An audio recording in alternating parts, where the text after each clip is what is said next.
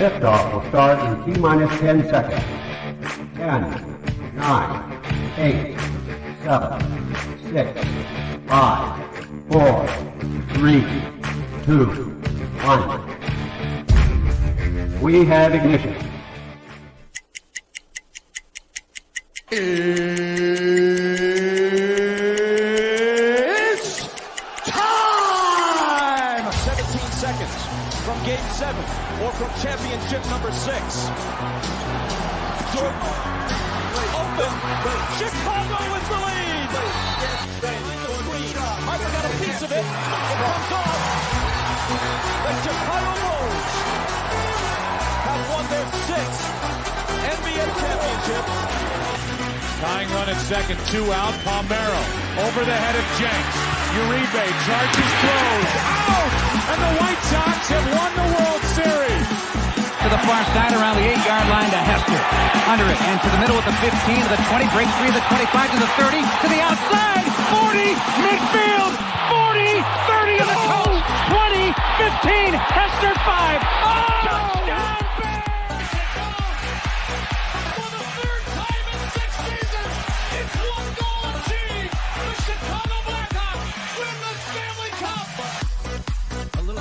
Slowly toward Bryant. He will glove it toward Rizzo. It's in time. And the Chicago Cubs win the World Series.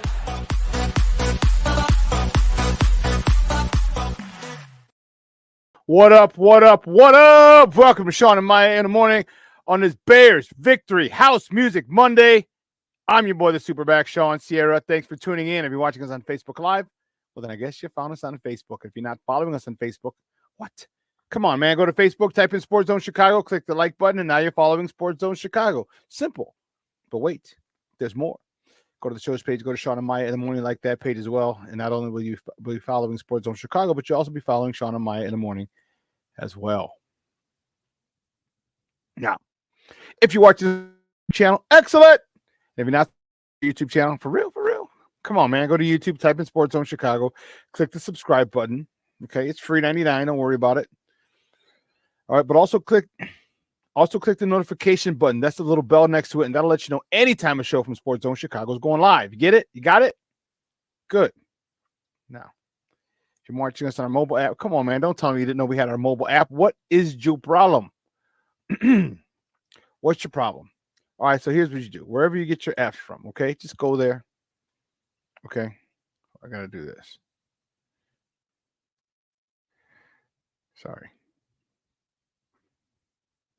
Sorry, had to do that. So wherever you get your app from, all right, you go there. And it doesn't matter where you get your app from. You just go there. Okay, whether it's iTunes, Google Play, Amazon, Walmart, Kmart, 7-Eleven, Zayre, Zemsky, Macy, Montgomery Ward, Venture, Woolworth, Weebolts, Gold Blast. It doesn't matter. Spiegel, wherever you get them, all right? You go there, you type in Sports Zone Chicago, you download it. Take us with you on the go. So not only do you get Shawn and Maya in the morning 3 days a week, and not only do you get our other live shows throughout the week, and not only are they archived there like they are on Facebook and YouTube, but I'll tell you what, we give you a slew, and I mean a slew of articles. Thanks to my man Clarence, Council the Third. Big up to Clarence, abreast of all articles, Chicago sports related. Now, if you're watching us on Roku channel, I like that kind of party, baby. And listen, if you don't know, you better ask somebody.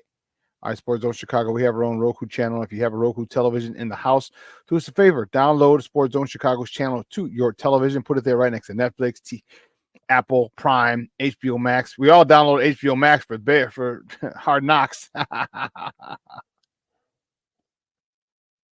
Hulu, Disney, Stars, Paramount Plus. Put us right there. All right, put us on, and you can watch us on the big screen. All right.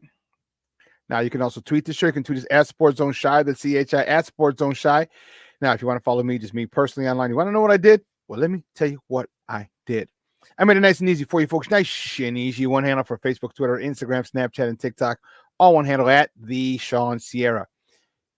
All right. If you want to follow my lovely co-host, Maya Kai, you can follow her on Facebook and Twitter at the Sports Chica, or on IG at Maya_Kai. It's MAYA_AKAI. Man, we got a great show, but I need you to get interactive. So whatever platform you're watching us on, whether it's Facebook, YouTube, or our mobile app, leave a question or comment on that platform. It'll come up here in the thread. We'll put it up on the screen. We'll incorporate it into the show, And that, my peoples, is what makes this the best Chicago sports morning show around. And that's you.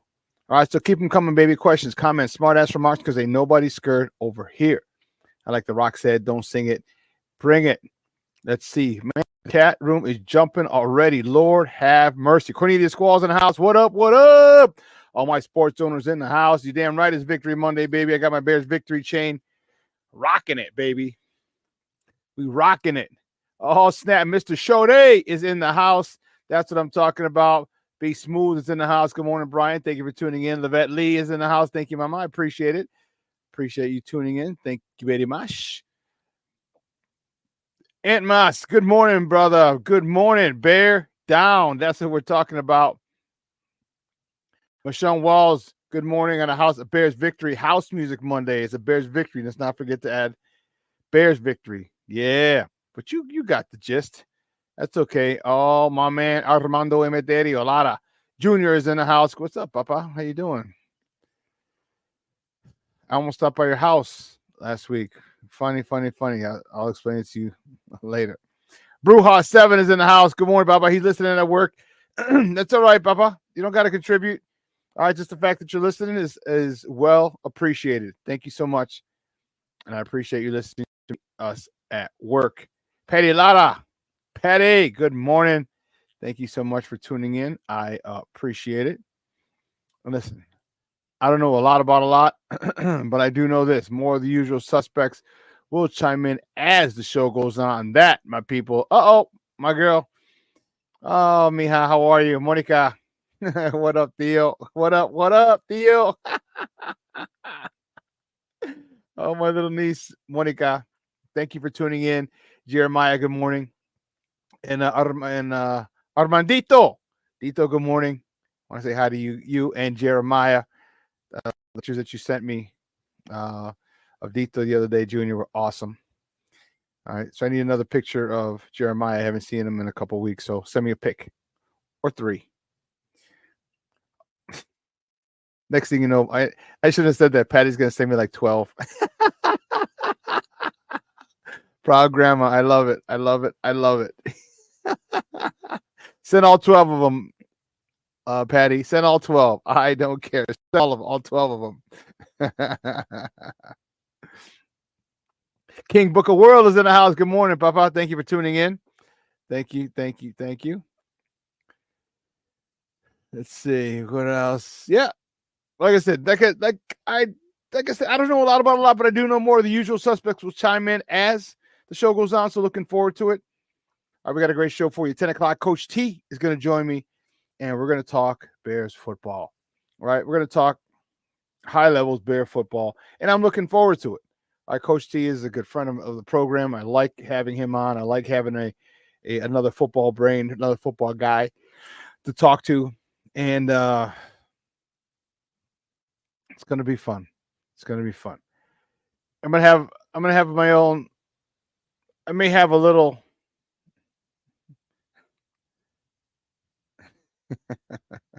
She wait time. Those are awesome. His building blocks. That's great. I might have a little get off my lawn, Shawn moment. I think I might. It's a little frustrating at times, but yeah, we'll probably have a get off my lawn, Shawn moment.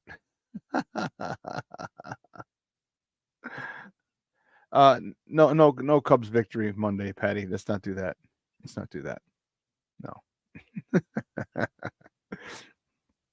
No. Aunt Mess. Swift will eat the yards, and Ian Wheeler.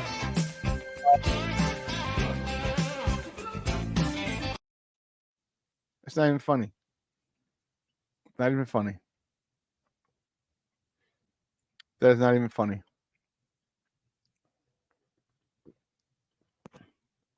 I was at the game on Friday. Man.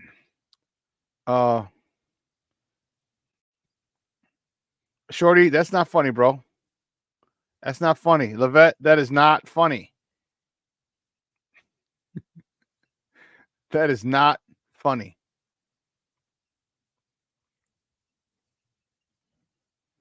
Steve-O, it's not funny. I was at the game Friday, and man, it was first of all, my guy Hirsch throws out. He usually gets he gets one cross town.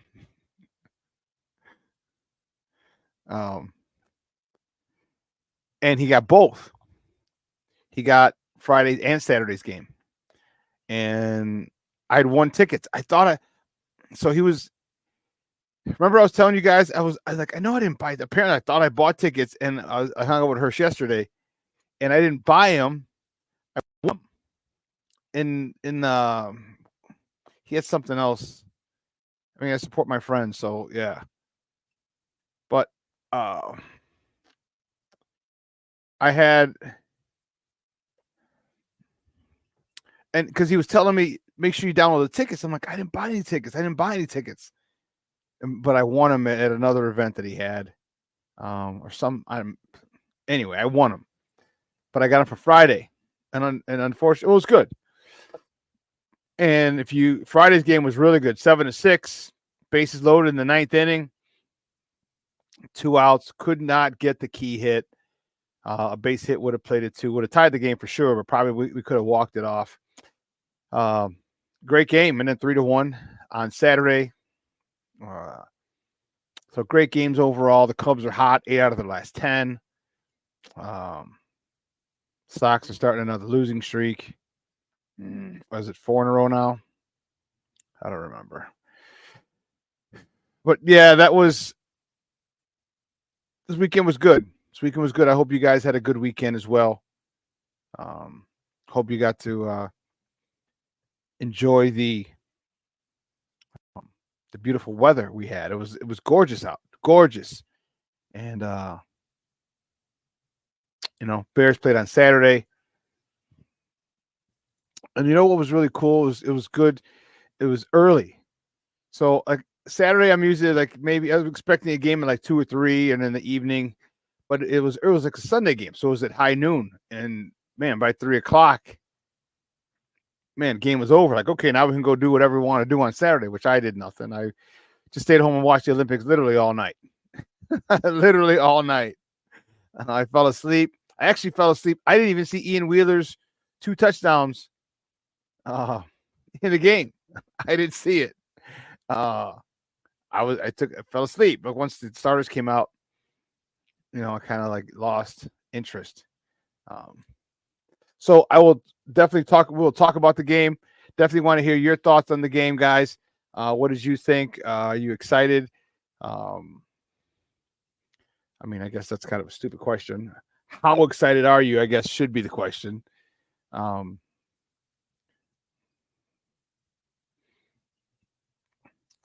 Yeah. Well, you know me, King Book of World. My football mind is like, it is still only preseason. There are some good things in there. Some things he needs to work on.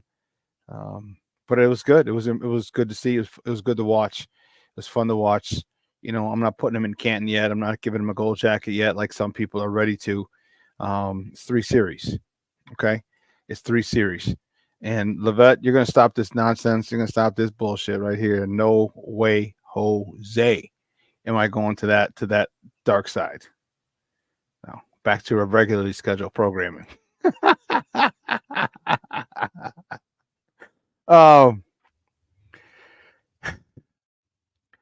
I was very happy because it was a situation where, and here's my thing. The Bears did a thing of really, really, really insulating Caleb. And if he has a bad year, he's going to have to try to have a bad year. And I don't think he's trying to have a bad year. Okay.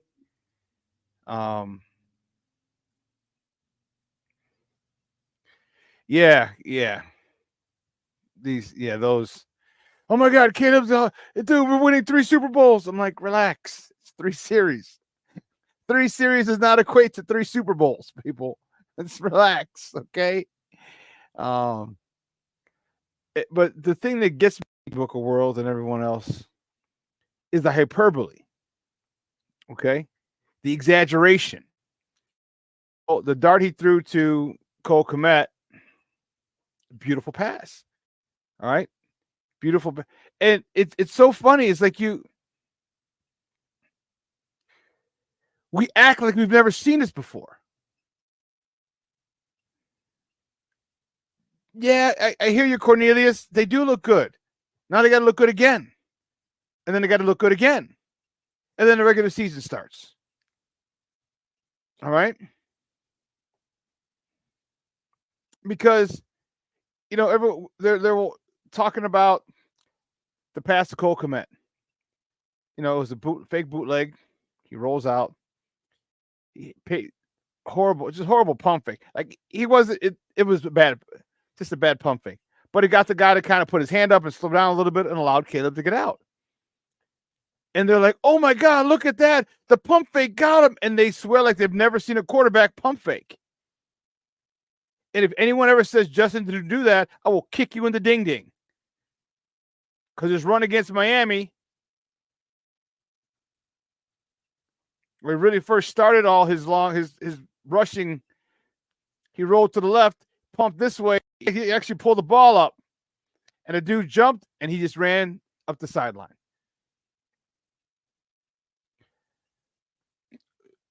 See, I'm excited about the possibilities. Now I want to see them.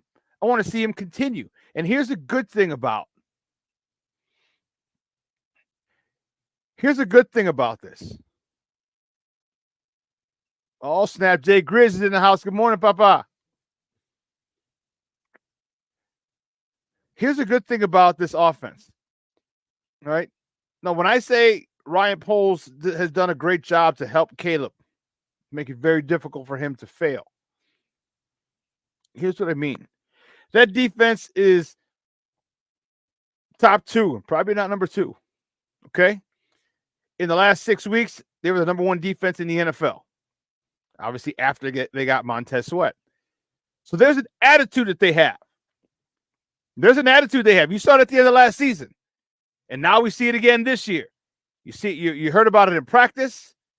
They're confusing the kid. They're giving him a hard time, and rightfully so. They want to make sure that when they do their job, Caleb and the offense can do their job. So I have no problem. Iron sharpening iron. And all of a sudden, here's the thing. You got to understand that this defense understands the strengths and weaknesses of this offense. They're playing against them, or practicing against them every single day. So remember we talked about when you go up against a team that you haven't faced and how guys tend to do better because, well, it could be better, be worse, because you don't know the tendencies or the habits of the guy you're playing because you've only watched him on film. Well, you don't really watch a lot of film for preseason. All right, you just don't. You just don't. If any.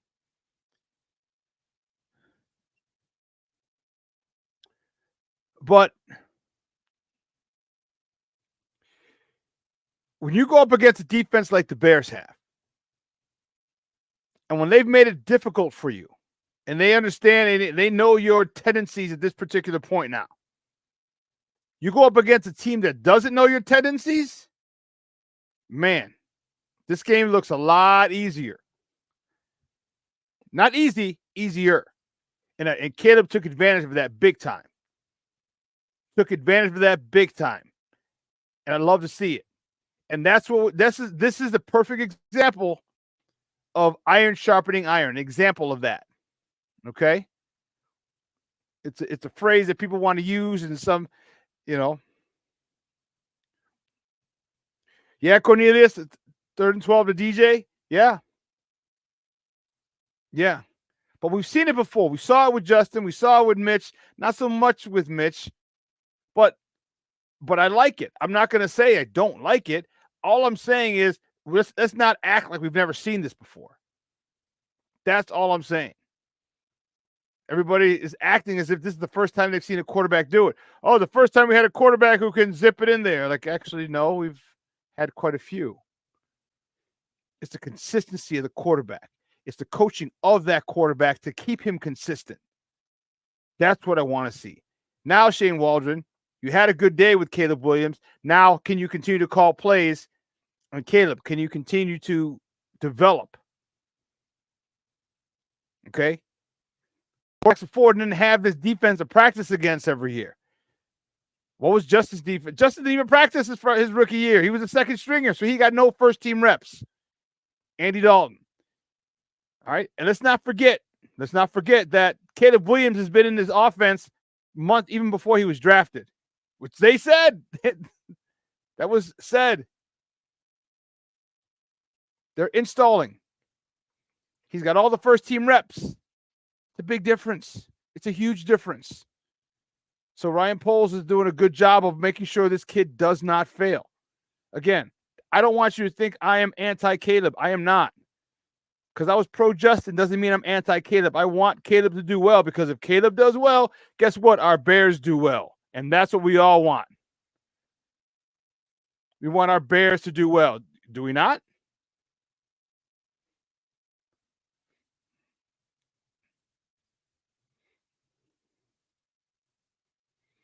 You know, so be excited. Yeah, you're more than welcome to be excited.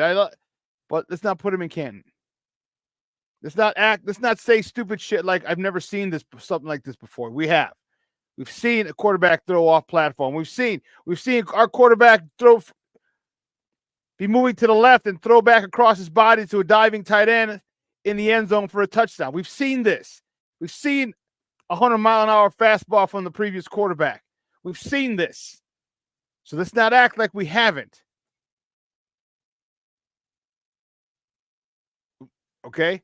Again, I'm not downplaying, I'm not disrespecting, I'm not downplaying, and I'm not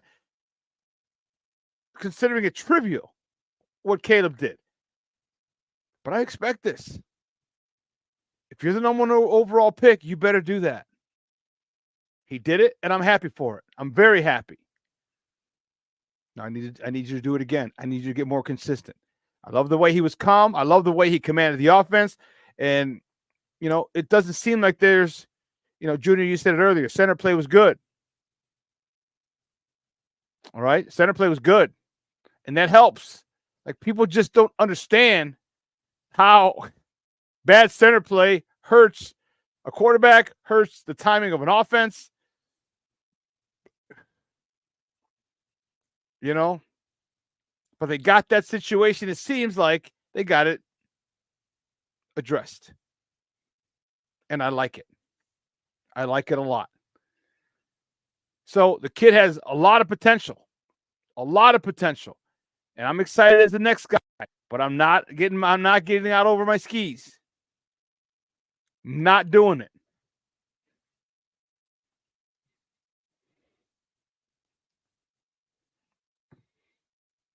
Okay?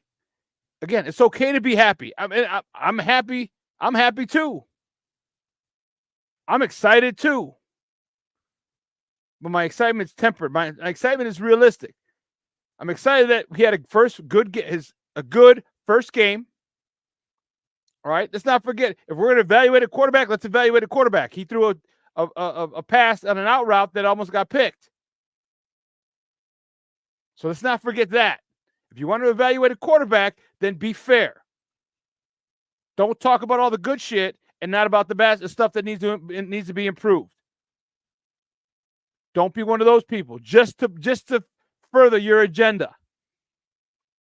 Okay? Just to further your agenda. Don't do that. There's a lot of people out here in this space who like to do that. And you know me, I've given you the good and the bad for all the people that I liked and didn't like. Hell, you hear the way I talk about the Cubs. I thought they'd win the division. But I think he did a lot of good things. A lot of good things. And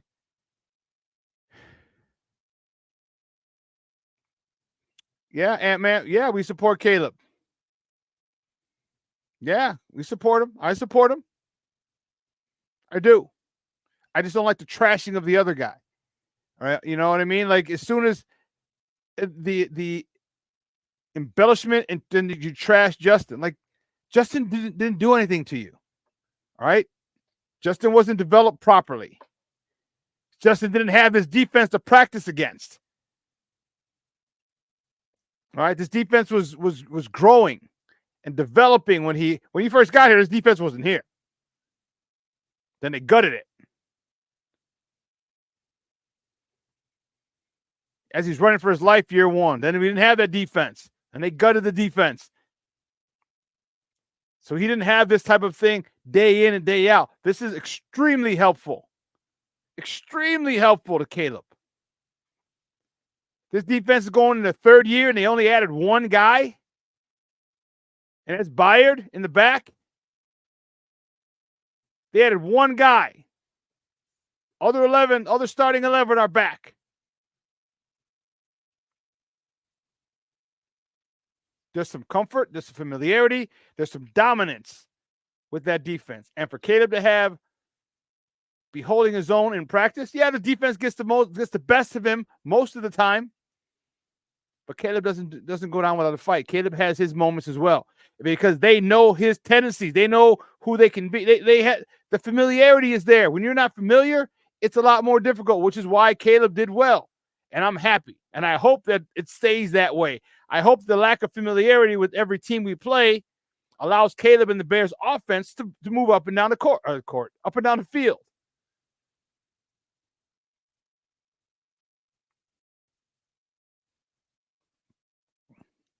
You know, you talked about a few good things. You know, he missed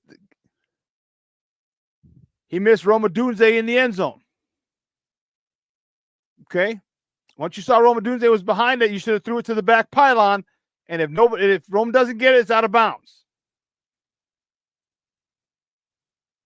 Okay. And he also had 2 drops, which would have upped his numbers.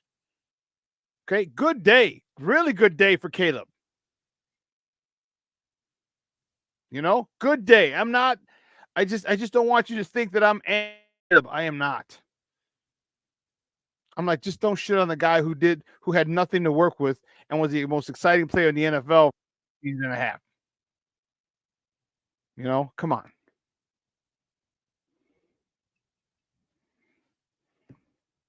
Come on. All right. Zach Pickens. I'm impressed with Zach Pickens. Austin Booker looked good. I was impressed with him.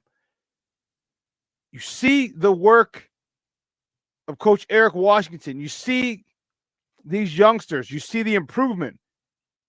Austin Booker, 2.5 sacks. Granted, he didn't get any on the first string tackle. That's fine. But he was always in the backfield, causing havoc, moving the quarterback off his spot, making him step up in the pocket against the first team tackle. He might not have made a sack, but when you start get that quarterback moving off his spot, you're doing something that now other people got to get involved. I'm really liking this team. I really am.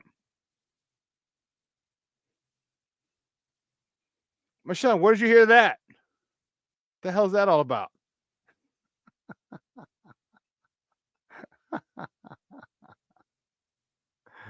Oh, man. You see the influence. You see how important coaching is. You see how important it is. All right, folks, here's what we're going to do. We got to take a quick break. On the other side of the break, we're going to get to the top of morning topics, all right? We're going to get there. We'll do top of the morning on the other side of the break. So don't go anywhere, folks. Keep it locked right here. Shawn and Maya in the morning on Sports Zone Chicago.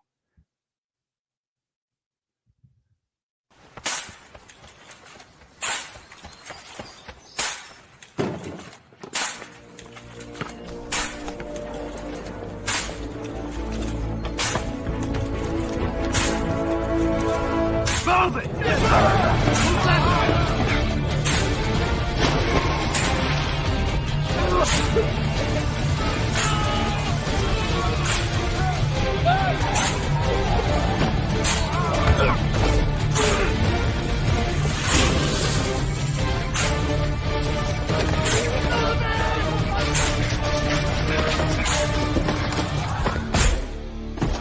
Many will hear the calling. Few will earn the title. United States Marine. The few, the proud, the Marines. Hey, it's your boy, the SuperBack, Shawn Sierra, and be sure to follow Sports Zone Chicago on all social media platforms on Facebook, Instagram, and our Roku channel. You can find us at Sports Zone Chicago, and on Twitter, we are at Sports Zone Shy. Also, be sure to download our mobile app so you can take Sports Zone Chicago with you on the go.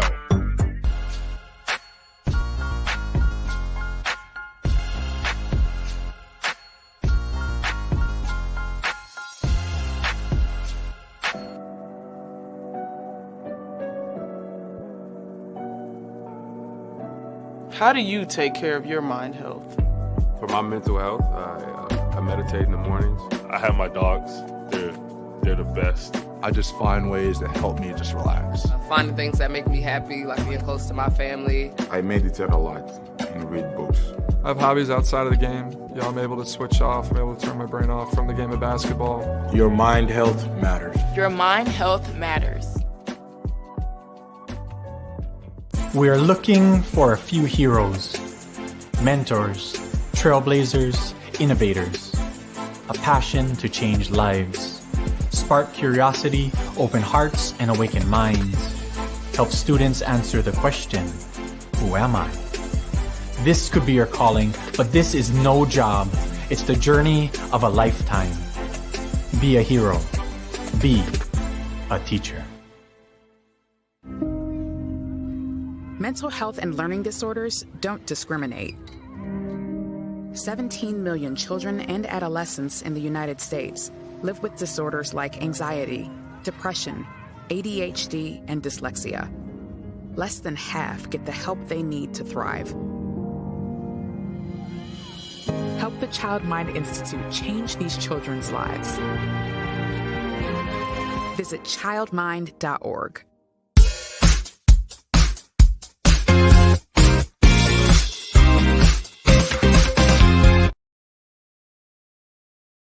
So now Santos from 31 yards away, and he is good again. Guys that were there. Bills thought this play was going to be blown dead. Instead, Trubisky is blown up. Daniel Hardy with the third down sack, but the offensive line froze. Trubisky steps up, looking to run, but taken down. Zach Pickens making the play for the Bears. On 2nd down and 9. Agent throwing, he's looking for Sweeney. He's got him at the 15 and down around the 5-yard line. That's a good throw from it down the stretch last year. 2nd and goal, it's Jones again, trying to take it in the corner, and he does. Velus Jones runs it in for the first touchdown of the afternoon. Welcome back to Shawn and Maya in the morning at Sports Zone Chicago. Those clips courtesy of Fox. Those were our Bears, baby. Those were our Bears. I'm really happy again. I'm happy about the win. I like a lot of the stuff that I saw. I'm excited about the potential. I'm excited about the arrow is only going up, and there was a lot of good stuff going on. A lot of good stuff going on. But let's get right to it. We'll talk about that at the top of the hour with Coach T. Guys, let's get to it, guys. You know how we do the first segment of every show. It's called Top of the Morning. It won't come just when you want it.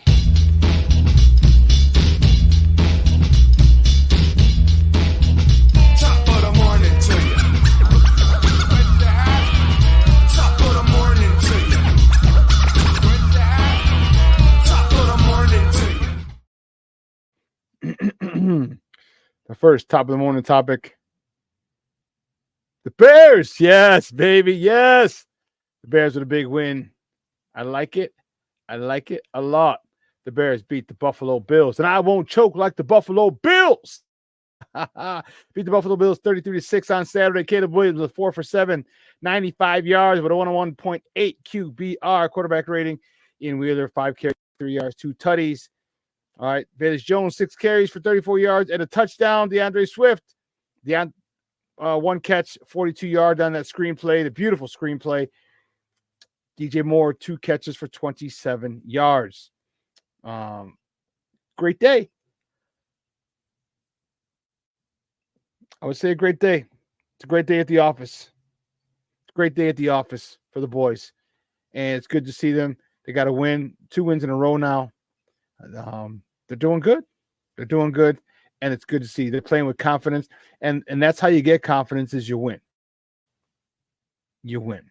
So excellent with that. The next top of the morning topic. Yeah, baby, there he is. The U.S. men's basketball team wins gold. Yes. Let me tell you something. What a game that was. They were down 17 at one point, and they came back, rallied back. Steph Curry was Superman. 24 points, 8 of 13 from the 8 of 14 from the field, 8 of 13 from beyond the arc. All of his baskets were 3-point shots, and they were just killers. Killers. Kevin Durant had 15 points, 4 boards, 4 dimes. Devin Booker contributed 15 points, 6 rebounds, 3 helpers, and LeBron James 14 points, 6 rebounds, 10 assists. You know, it's safe to say that the world, that the disparity has caught up to the NBA. A lot more people are growing and developing the game around the country. And they, hell, when they played Serbia in the semis, they were playing Joker and Bogdan Bogdanovic. They played with Atlanta or someone. I mean, you got like Serbia's whole team, had, I think, their starting 5 either plays or played in the NBA. So it's not like, it was when the Dream Team back in '92, where there were six other players on all the teams combined, the rest of the teams combined that were in the NBA. Now there's a lot more. There's a lot more. All right. But big game by Steph. My goodness, those 3 were just killer. Killer. And you know what? It couldn't happen to a nicer guy. Love Steph Curry. And the next top of the morning topic, the women's. They faced France as well. Winning gold. They won their 8th straight gold medal by beating France 67-66. Woo! Woo! Asia Wilson. She's a bad girl. She's a bad girl. 21 points, 13 rebounds. Kalia Copper, 12 points, 5 rebounds. Kelsey Plum, 12 points, 4 assists. Kalia Copper, former Chicago Sky. Man, she came through big time when they needed it down the stretch. Ooh, Charlie, let me tell you, she was beast mode. Mode. 8th straight gold. That is awesome. That is so awesome. I am this one was a lot closer than they thought they were anticipating. A lot closer. Okay, but if it wasn't for a toe on the line, that was crazy. Toe on the line. The young lady from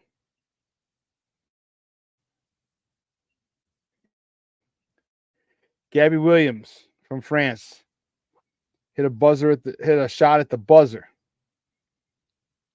but her foot was on the 3-point line, and they came up 1 point short. USA women's gold. Man, they were relieved. What was on the line? Whew. That was crazy. That was crazy. And the women's. Next top of the morning topic, the women's 400 meters. 1 gold in stunning fashion. Let's check it out. The race for gold is on. Team USA right in the middle in lane 5. Melissa Jefferson in the red, blue, and white for the United States. She's made up the stagger to her outside. But Great Britain's there as well. TT Terry's got the stick now, and TT Terry is making up ground. Gabby Thomas has given the exchange and had to wait a little while. Yeah, that exchange took a little longer than they would have wanted, so it's Great Britain out front. They will hand off first. Amy Hunt is making the exchange to Daryl Leader. Here comes Sha'Carri Richardson. Look to the far side. Sha'Carri's got him covered. All the way to the line. USA wins gold.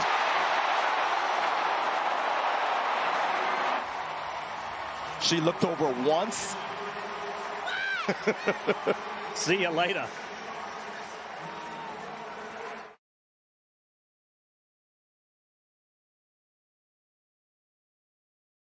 Welcome back to Shawn and Maya in the morning on Sports Zone Chicago. That clip courtesy of NBC. Dude, Sha'Carri Richardson is that chick. And that, you know what? That was braggadocious, boastful. But you know what? Sometimes when you're the best, you got to let people know you're the best. Because sometimes people want to rise up and, they want to, punks jump up to get beat down. And they thought they had us.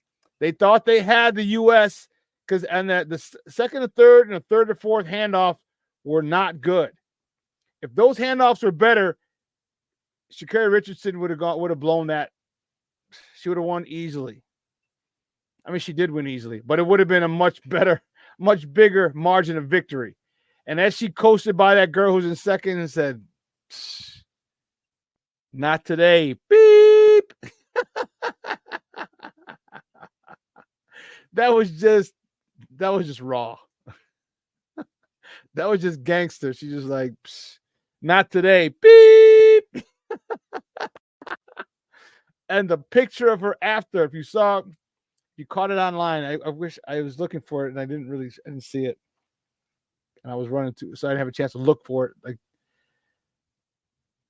when she crossed the line, she's like, "Yeah." And she's flexing. Oh my goodness. She is ripped. And it's not a disgusting rip, like she's too big, like some female bodybuilders. No. Like she works out. You can obviously she does because she runs, but you can just see her. She's just in top physical shape. She came from like third or fourth on that after that handoff.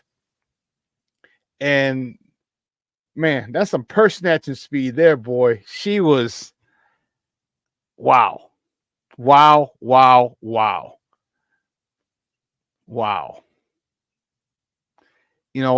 was great to watch. It was great. Stuff like that really gets you excited, Stuff like that really gets you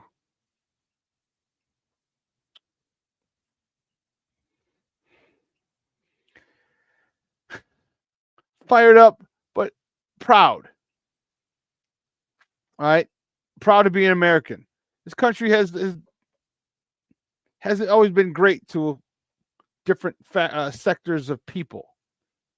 Okay? And this country is not the perfect country, but there are some really good things about it. Let's be honest. All right. For all the bad things that go on in this country, there are a lot of good things in this country. All right. The ability to earn money. You don't need for a college degree to earn money. All right. You just got to be an entrepreneur, find your passion. Okay. Which is why people come here in the first place. All right. All the people stopped in LSI, the people crossing the border, all right. There's a lot about this country. But we're proud. We feel good when stuff like that happens. All right, when the Olympics come, and people have a lot to say about America, and whatever they people have their own opinions. But man, it was so good. The good things about this country, especially at times like this in the Olympics, it feels so good to see gold around the necks of our American athletes. It feels good. It feels good. Like, all right, we're number one in the world again. We're number one in the world in a lot of things. And here at a national, on the world, not on a national, international stage, we're number one again. Maybe it's just me. Maybe it's the competitor in me.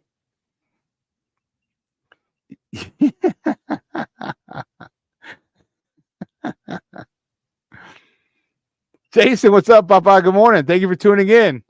Thank you. I appreciate it. Appreciate the comment as well. You know. Yeah, Junior. So you understand? Yeah, that was that was badass, dude. She's like, I got you. Not today. Beep. Not today, B. And that was, you know what? That was a redemption. Remember, she got suspended for illegal substance in her body or something like that, and she was down and out for a while. Okay. She took some time off. She needed it for her mental health. Yeah, she came back. She shut up a lot of people. She shut people the hell up. And I couldn't be more proud of her.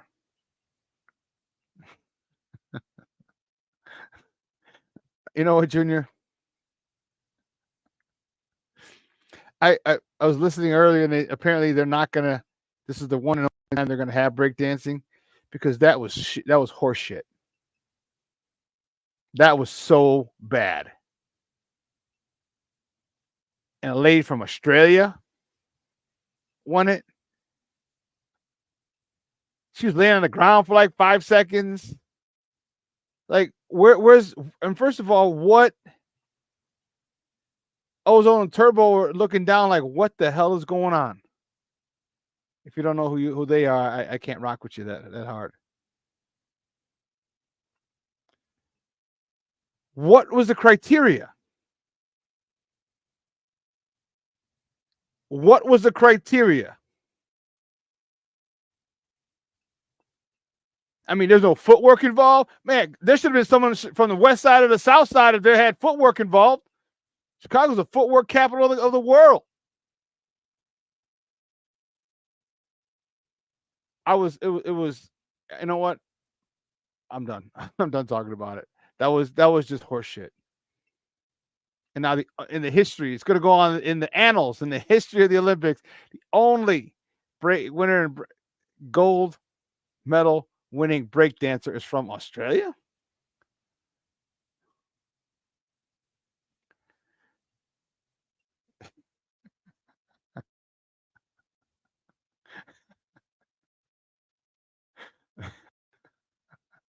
King Book World. Yep. Like, what the hell is this? Oh my goodness. Oh goodness. Just Great Falls of Fire.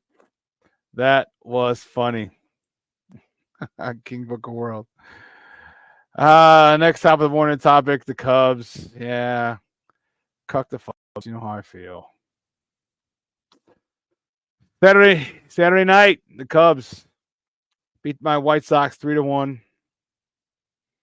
All right. Swept the mini series. I don't know why they have. Thank God it's going back to 3 games next week. Full weekend, Friday, Saturday, Sunday. How the hell do you have a day off on Sunday? Everybody plays on Sunday in Major League Baseball. But for some reason, the Major League Baseball said, no, you know what? We'll have the Sox and Cubs now play on Sunday twice. Ridiculous. 3-1, Cubs win. Took the series 2-0 on the south side, 2-0. They swept them at home at Wrigley, so they took the season series 4-0. Cubs are white hot right now, 8 out of 10. They for real, getting serious and trying to get in that wild card spot. Hey, I didn't think they had a shot. They went from last place to like third place in like 2 days. What the hell happened? They're at third place now. Let me double check. I was like, man, I can't even tease Cub fan friends that that we're both in last place. Cubs were in third, a game and a half behind St. Louis. Shoot, they might catch him. They might catch him. So enjoy it, Cub fans. Excuse me. Enjoy it. It's this comment. That, you know what? That was funny. So if you don't know what Junior's talking about, I said, how about the loser who jumped on the field, hurt himself, and had to have the go-kart come out and take him off the field? No, actually, that was the second person. There were two people who jumped on. So the first person jumped on the field, ran around, they tackled him. Then a second dude jumped on and then tried to. So now when you jump on where there's a gap between the end of the front of the stands, you know, and the fence. There's a gap. So the dude he jumped over, tried to get back over. Maybe he saw them arresting the other dude. I don't know, but you know you're going to get arrested when you go over, and it's not like you can. Where would you go if you jump back over into the stands? Where would you go? You got to go upstairs to get up a whole bunch of the row of stairs to get to the concourse to get out, and the ushers are coming down. So he tried to jump back over the stands, and that's when he got hurt. That's when he got hurt.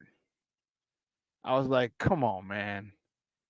He got hurt, and they had to have the cart, the first aid, the paramedics come and cart him off the field.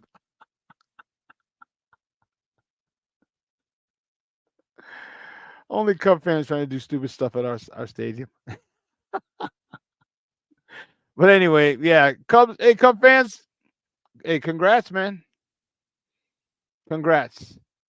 And then we didn't get to do it Friday because of some craziness, but oh, wrong one. The White Sox fired Pedro Foles. All right, and they named Grady Sizemore as the interim manager. Like, why are you I mean, I get it. I understand that. Pedro was not the dude, but you should have known it from the beginning. Stop hiring first-time managers. Stop hiring a guy who was passed over 3 times in his former team when he was in Kansas City. He's a bench coach in Kansas City. He got passed over 3 times for a managerial job. What does that tell you? But then again, the White Sox don't want a competent manager. They don't. They do not want a competent manager, someone who knows more than Chris Getz, because that's a lot of people. They want to control their managers, which is why they're continuing to get first-year guys, because they don't give a shit about us. What did Michael say? All I want to know is that they don't really care about us. They don't. Unfortunately, I'm probably going to go to the game Wednesday because African American Heritage Night, and they're giving away a Chicago American Giants jersey. It's the only reason I'm probably going. Jason, if you're going to go, let me know, because me, Ken, and Emilio Bucks are probably going to meet up there. So let me know. But yeah, they fired Pedro Grifol. And Grady Sizemore now 0-3. Oh, when does this madness end? When will it end? Oh, when the season's over. But listen, we're going to take a quick break. On the other side of the break, we're going to welcome my guy, Coach T, to the show. We are going to talk Bears football. I'm going to ask him the same question that I posed to you guys about the hyperbole and the excitement over it. Is he excited? How excited is he? All right, we're going to talk to Coach T. So don't go anywhere, folks. Keep it locked right here. Shawn and Maya in the morning on Sports Zone Chicago. Hey, it's your boy, the SuperBack, Shawn Sierra, and be sure to follow Sports Zone Chicago on all social media platforms, on Facebook, Instagram, and our Roku channel. You can find us at Sports Zone Chicago, and on Twitter, we are at Sports Zone Shy. Also, be sure to download our mobile app so you can take Sports Zone Chicago with you on the go. Time out. How are you feeling right now? Happy? Excited? Angry? Overwhelmed?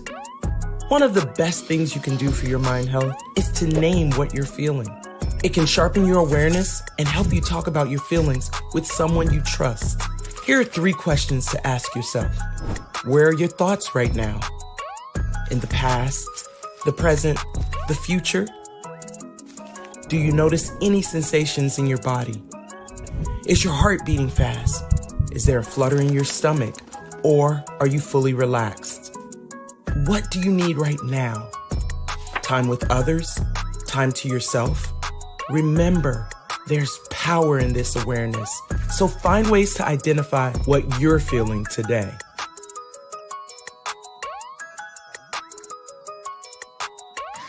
Hi, guys.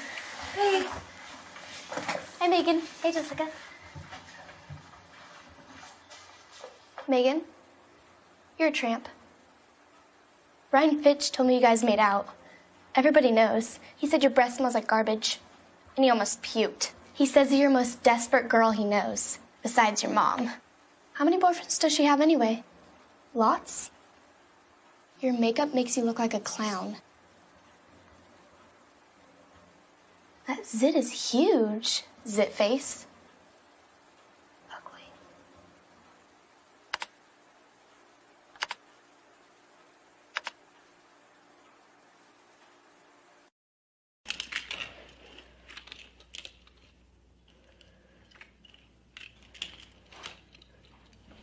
Hey, bud, what you doing? I'm playing with cars. Cars? Can you show me what a car does? Whoa, whoa, whoa, whoa, whoa. Hold on a second. First of all, this is a school zone. So you need to put down your cell phone, stop texting, and let's get to driving. Now you're coming up to a stop sign, right? You need to slow down and stop before you hit that Y line. I want you to look left, right, left. You don't want to get hit by a car going on your left, and to your right to make sure you don't get sideswiped by a guy coming from your right. You're coming, and you see a crosswalk. You better slow your horses down, because the #1 rule of driving is always yield to pedestrians. Now stop, pull over, and you are done driving. Gosh, what do they teach you kids in school nowadays?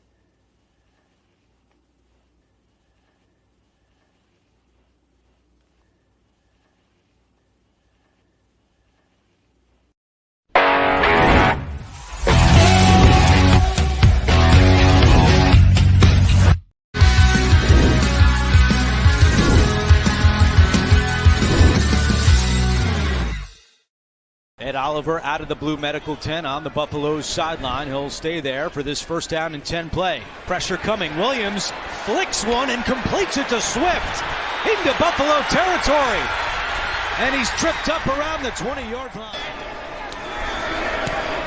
And his kick is good. Less contact than he did throwing the football.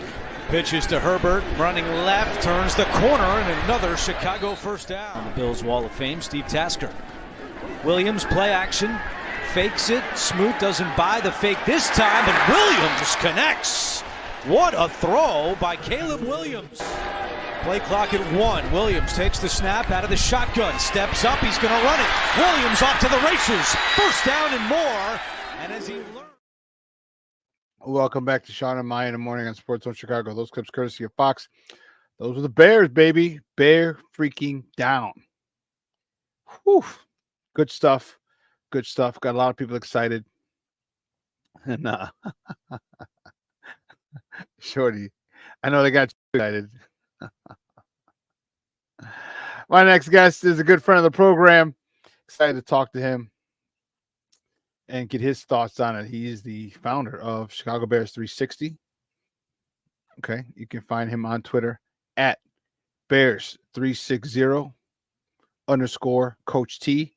Guys, welcome back to Shawn and Maya. Our guy, Coach T. Coach T, what's up, Papa? How are you? What's up, Shawn? How's it going, man? Thanks for having me again. I love having you on, dog. You know that. Yes, you sir. We back at it. Yes. So big win on Saturday, 33-6. The Bears, they don't choke over the Buffalo Bills. So give me your thoughts, man. You know, there's a lot of people, you know, you're going to have a lot of fans who the hyperbole is insane. You know, they're like, Caleb needs a gold jacket, blah, blah, blah, blah. I'm like, guys, it was 3 series. Relax. Well, we've never had a quarterback like this. I'm like, actually, we did. We had one. The prior quarterback was as athletic as this guy. And the thing I will give him is his release is a lot quicker. You know, but the athleticism, athletically, like there's nothing like we've seen a lot of the things that he did, and everyone's talking about. Well, the way he put the needle through thread through the needle. I'm like, We've seen our other quarterbacks do that. Let's stop with the hyperbole.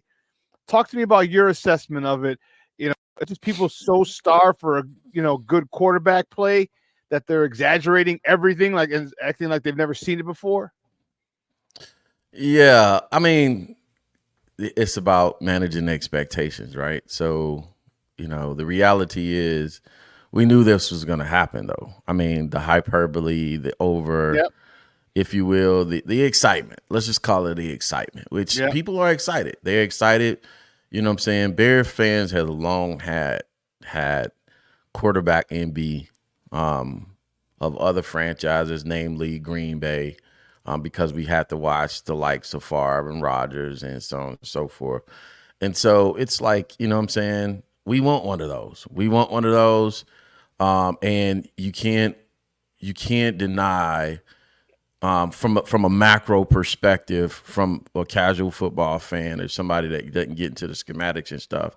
I mean, the resemblance of the quick flick of the wrist, electric arm. It is what it is. It's reality. He has an electric arm. Caleb Williams does. He has an electric arm.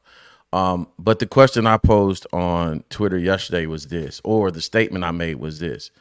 The gap between, and you made a good point, Shawn, the gap between the biggest difference that fans, whether they acknowledge it or not, or want to see it or not, or want to acknowledge it or not, is going to be, the biggest gap is going to be from Luke Getsy to Shane Waldron than it is from Caleb Williams to Justin Fields. It's a much larger gap in what they do and how they do it when you compare the coordinators versus the quarterback.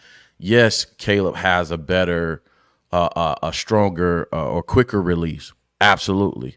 But their athleticism, we said this during the offseason, their athleticism was right there with each other, as far as, being bigger and maybe to get up the field with his legs. Justin's probably, better at that, or probably more sticky when it comes to that. But Caleb scrambles to throw. And that's the difference. You know what I'm saying? But if you pay attention, what you saw was plays being set up. You saw, and I was just here charting how many runs versus how many passes. I didn't get all the way through it right now, but it's looking right now that Shane was way ahead in the run game, which we said was going to happen. He was going to run the ball to set up the pass, right? This is what we should be doing. So he's going to run the ball to set up the pass. And, you know what I'm saying? And Shane understands protection. He understands protections. The one pass that everybody, I didn't get to the second one, the laser to Cole Kmet, but I know for a fact the one laser to DJ Moore, he's in 7-man protection. And while I was impressed with the throw, and we should be impressed with the throw, he better make that throw with 7-man protection. I mean, you better pat the ball, cook some pancakes back there. And this is what Luke Getsy and Matt Nagy didn't understand. They didn't understand that, hey, if I don't have 5 dogs up front, then I can't go 5-man protection. And so I'm going to have my quarterback running for their lives. So, yeah, I mean, I understand the hyperbole. I understand the excitement. I wouldn't really label it hyperbole. I understand the excitement, and I'm excited. I'm excited to see the kid. But I'm more excited from a coordinator standpoint because I said going into the season that I was grading Caleb on the curve anyway. My focus was on Shane Waldron because we've never had a good offensive coordinator either. And by the way, the NFC North is stacked with great offensive coordinators this year, top to bottom. So this is probably one of the top division when it comes to coordinators. We pointed that out on the show. That's very true. You got Kevin O'Donnell in Minnesota. All right. You have OG Bobby Johnson, Ben Johnson in Detroit. Bobby Johnson. I thought you'd get that. I thought you'd like that. Shane Waldron, and then obviously Matt LaFleur in Green Bay. Morning, everybody, by the way. I see all my people. Yeah, they're coming out to say what's up. But yeah, so it's definitely a powerful conference, and intelligent, with some intelligent play callers. So it's good, and that's one of the things that, I just put that up there. Coaching matters. it's about time, man. It's about time you got a coach, and one of the things I mentioned earlier, I was like, let's not forget. I was like, Caleb has had all the first team reps all preseason. Yeah. All, you know what I mean? Caleb's been in this playbook since before he was drafted. This is not a normal situation. All right. This is from their own admission. He's been looking at the playbook. So it's not something we're speculating or an insider said. This is what they've said themselves. So yeah, I'm looking forward to this. This offense better look good. And the one thing that I said, Coach, that and you tell me how your thoughts on it. When you start playing against the same people, first of all, he's playing against one of the top 2 defenses in the NFL, and I don't think they're number 2. All right, they were the best defense in the league last year for the last 6 weeks of the season. They're going. Which team you talking about now? My Bears. Oh, okay. Us. Yeah. All right. Yeah. In practice, yeah, absolutely. Every single day, and they ain't making, and they're giving them the flux. Like they is no punches pulled. This is literally the perfect example of iron sharpening iron. But you also understand who you could the strengths and the weaknesses because you see them every day. Now you get a Buffalo team, you don't scout and you don't have any tape on them. You know what I mean? It's extreme vanilla. He went into that game and he's not going up against the number 1 defense, the number 2 defense in the NFL. He's going up against another team that doesn't know his tendencies. I was surprised. I wasn't surprised by the fact that he had a good game. I'm not taking any credit away from him by any stretch. I'm just saying I'm not surprised. And that's what happens when you bust your ass in practice and this defense gives you the flux. And this is what practice is supposed to do is make it harder than the game. And this is what they're doing. And if this continues, Caleb's going to have a really, really good rookie year. Yeah. I mean, I'll put it in coaching terms for you, right? He took a step. He took a step in the right direction. Yep. Shawn makes a great point going up against our defense in practice every year. They took him to task every time he took a step in the right direction. What you didn't see a lot of, though, is I'll tell you one thing that I was the most impressed with by Caleb that has nothing to do with him throwing the ball. When I saw him walking up and calling out the mic and pointing out and putting people – calling out the mic and making sure the protections were good. That is a sign of maturity when it comes to the quarterback. Breaking the huddle, getting the play call in, breaking the huddle, getting the line of scrimmage, no delay of game penalties and all that stuff. Yeah, he's shown he passed. Yeah, no pre-snap stuff. He's shown he's passed the initial test of getting to the line of scrimmage in time enough to point around and make adjustments because that's going to be key for him as a rookie. But I don't think at the same time Buffalo came at him. They didn't scheme against him. They didn't come at him with a whole lot of exotic blitzes. One thing that he pointed out that he was still working on, as well as he didn't see a lot of spinning safeties, right?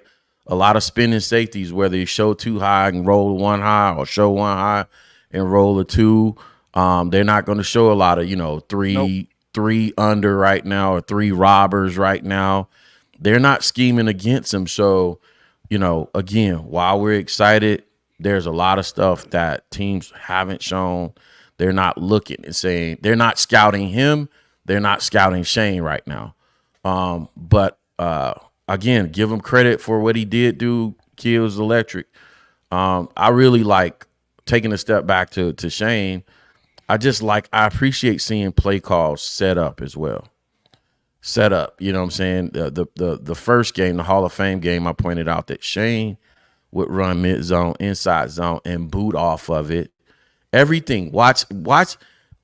Like fans that diagnose the results of plays or the results of the game. Watch the game. Watch the game within the game, and watch how Shane is actually baiting the defensive coordinator to do certain things with his play calling. That's the chess match. Hey, Coach, do me. Your camera just went out. I don't know. Somebody probably trying to call me. Yeah. And I'm on do not disturb mode too. That's the crazy part about it. Okay, you're back. We got you back. Yeah, call coming in. But yeah, that's the game within the game. This is what I wanted. The gift I want to give fans this season if they choose the challenge. Take this challenge. Watch the game. Watch the strategic part of the game. Don't watch the results of plays.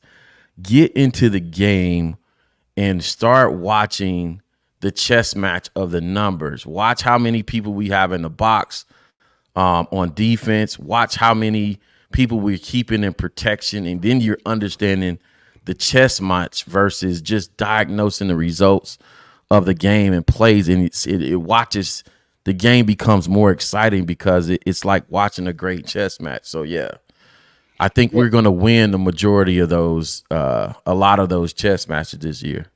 Guys, we're on with Coach T. He's the founder of Chicago Bears 360. We're talking Chicago Bears football here on Shawn and Maya in the morning on Sports Zone Chicago. You know, they ran a lot of inside zone, and then this week they ran some outside zone, some stretch, and that was that play that Caleb hit Cole Kmet. It was an outside zone, a stretch to the left. All right, he pulled. There was a bootleg, okay, and you know he had and he had a guy deep, and he off bound, able to throw on the run very well.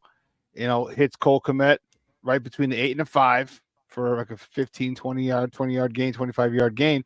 Beautiful. But there you go. You're talking what you want the people to look at. Look at when we're running inside zone first game, and now he's adding outside zone.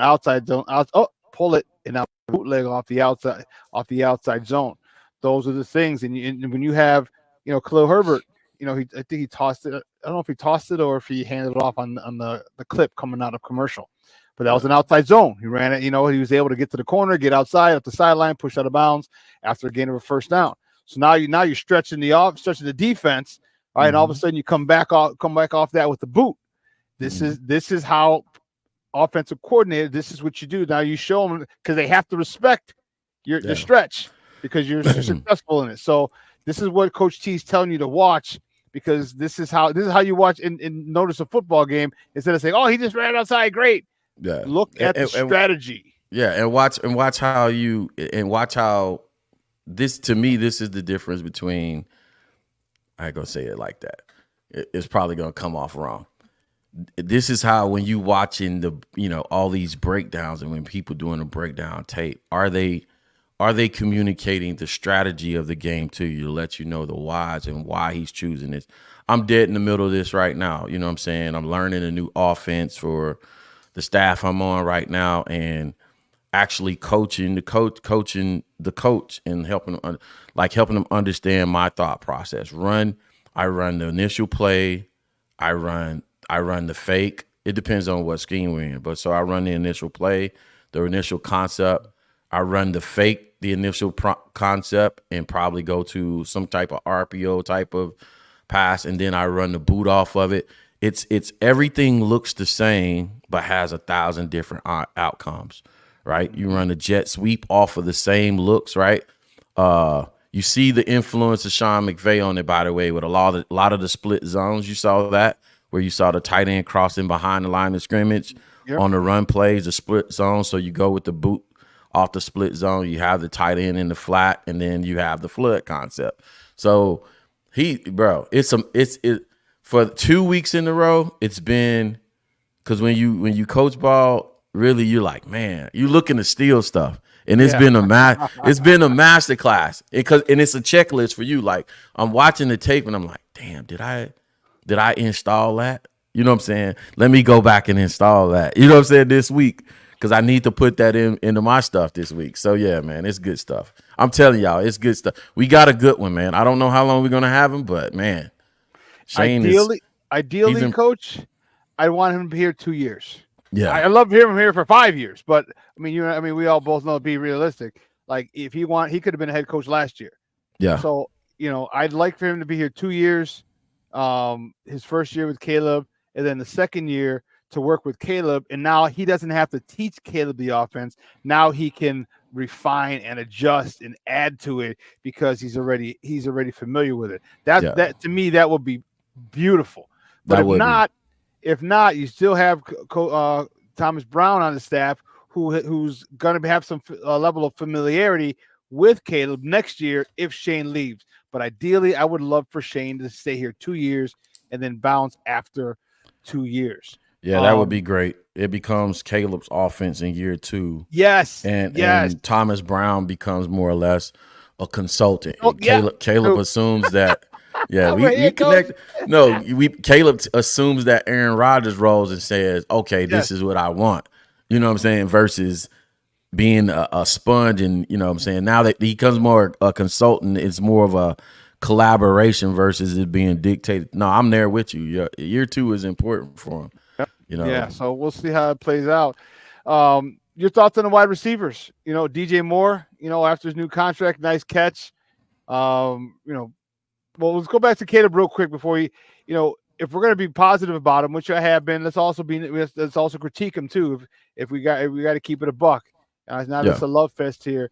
You know, he had a couple of passes. The one that was a quick out route. I think it was to Rome that was almost picked, and then he missed Rome in the end zone as well. What does he need to do? What do you think he needs to do on those two? One, the first out route that was undercut. Yeah, me and my buddy Nick Whalen, who I had on the show, we were going back and forth about that play in a good way. And yeah, he has to come off of Rome. I think he was just trying to play buddy ball right there and get his buddy one. But I like Cutler Marshall. yeah. He has to come off of that right there. And I think he had Keenan coming late on the underneath route or a rail route or something coming underneath right there. He just comes off, or he has to sail that ball and live to fight another day, right? Yeah, throw in the first row. Yeah, throw it in the first row. That you know, the cornerback clearly had leverage. He got bailed out by the pass interference call or whatever that was. But yeah, you have to call that out with the bat because you know that could have been a pick. You know what I'm saying in a real game. And but at the same time, learning what you can and can't get away with is part of what we're doing right now. Yeah. It's what we're doing right now. That's what we're doing.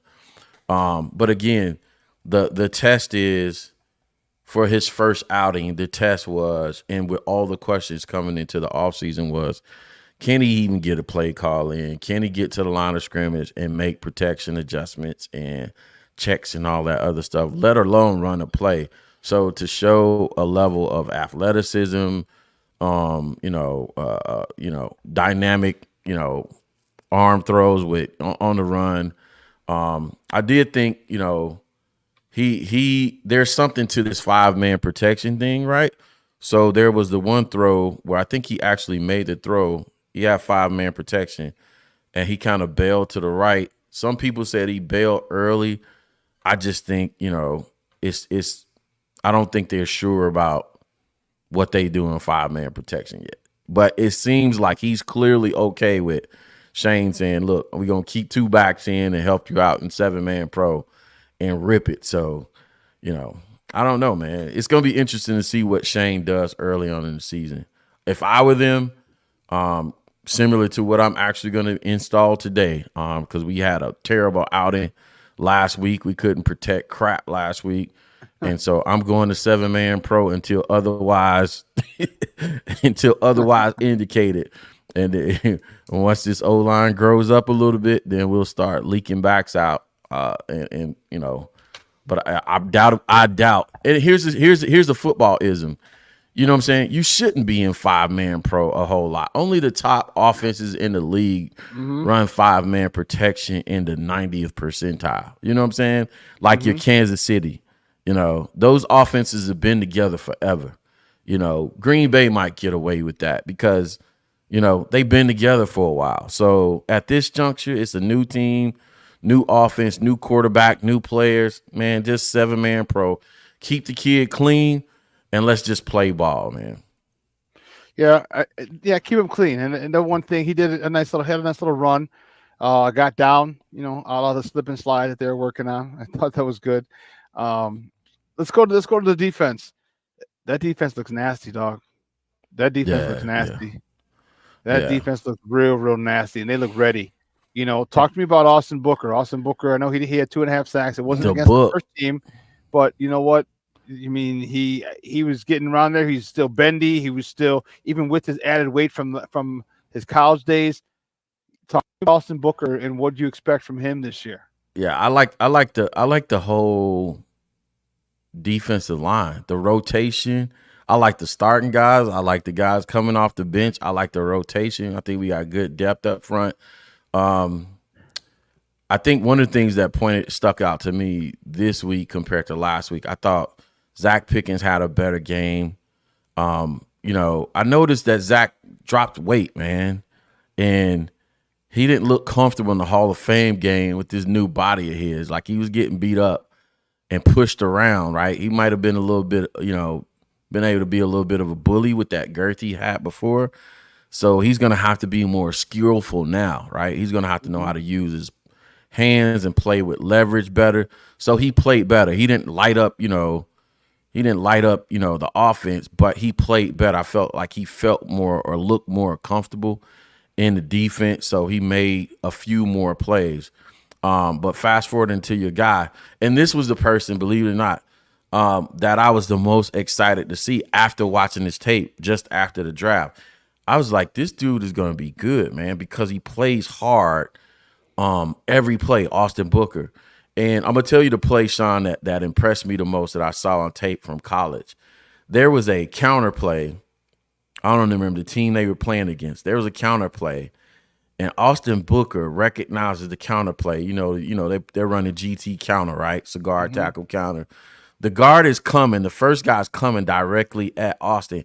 He recognized it and basically saw the guy coming out of his peripheral and basically met the guard, just after passing the center, and wrecked the whole counter play. And I'm like, okay, this dude knows football. He's just not out there, running contained. Running around or running contained from the edge spot. He knows play. And it's always with defensive linemen, it's always everything except for pass rush for me, because you got to earn the right to rush the passer, right? So he played tough. He wasn't afraid to take on pulling guards and tackles, and he met the guy at the point of attack and blew up a counter play. I was like, this dude's he plays hard, and now with that added weight and they're getting the reps now, he's going to be a problem. I wouldn't be surprised, man. Maybe 3 or 4 games in, Eric Washington, Coach Eberflus just let him go, man. They put him in there and they start him. Think so, huh? Okay. Yeah, man, because you go opposite of Sweat. And right now, I know Dom robbed and put on some weight. He looks better. He doesn't look like a high school quarterback anymore in his body frame, Dominique Robinson.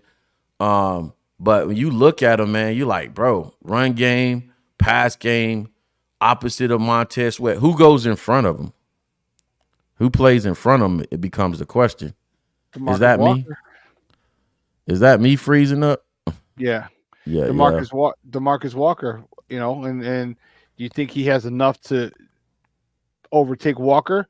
Or do you think right now that they put him in initially? Because I think he'd be like a third down specialist. Yeah, I mean, I think he's just come in, chase the quarterback, and then as the season goes on, if you start getting to the quarterback, or if you give him off a spot, or you create a pressure, or you let someone else get another sack because of you, then I think he gets more time. But I just think he's right now, put him in, go get him, sick him. You ain't got to worry about the run. Don't worry about this. Go get the quarterback. Yeah, you know what I'm saying? Progressive overload. Yeah, like you said, you start him out, let him be a specialist. You know what I'm saying? See how the guy in front of him is getting it done. But if he's not getting it done, and Walker has a better run game body anyway. Yeah. But if he's not getting it done, then you say, all right, because you got to keep him on the politics of it all too. Walker ain't gonna be like, hey, bro, I'm giving up all my pass rush reps to it. So Walker might get his pass reps from the inside. I was gonna say on that his NASCAR package. Yeah, right. Yeah. That's that's got me really excited, man. I'm really excited about the way that this team is constructed. I'm really excited about the way this defense is, and I think they know, and they should have had the conversation. Like we might have to carry this team while this offense gels, and this offense might gel a lot sooner than people think, right? Because of all the things, because of the exposure to the playbook Caleb had even before he was drafted, because of the earlier practices, because of the Hall of Fame game, because of the Hall of Fame game. Well, I guess not, because they didn't play. So, but they had extra practices, right? So all that extra time, this offense might be able to gel sooner, a week or two sooner, maybe even 3 than they would normally. So they got it works Bengals out that way. Yeah, they got the joint practices with the Bengals too. So it's going to be It's gonna be an opportunity. I think again, style of play, and I've said this before on our show. Styles make fights in football. I think our style of play is a problem, or would become a problem for the likes of our division opponents, right? If you go back, I did a breakdown of Shane Waldron versus Luke Getsy, and while he was in Seattle, and his approach to his approach to beating Detroit, or his game script versus Detroit, versus what Luke Getsy did. And Shane basically came out versus Detroit while he was in Seattle, and his first 15 plays, the first drive, he ran the ball. He didn't throw the ball not one time on the first drive and scored. Like, it's attitude, and fans need to know that about Shane, because this is what I love about him in his play calling already.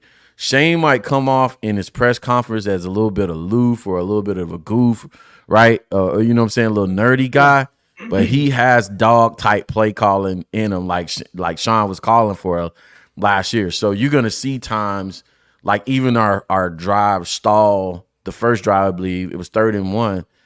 There was no way in hell Shane was finna get ready to throw that ball on 3rd and 1 right there.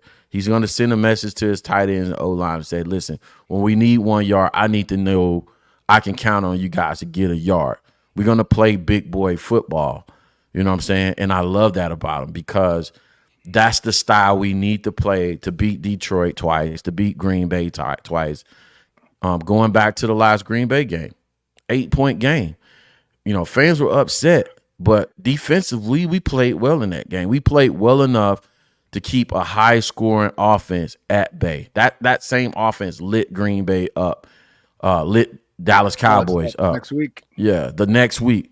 Our style of play, run the ball, milk the clock, keep that offense off the field on the time of possession, works well against Green Bay.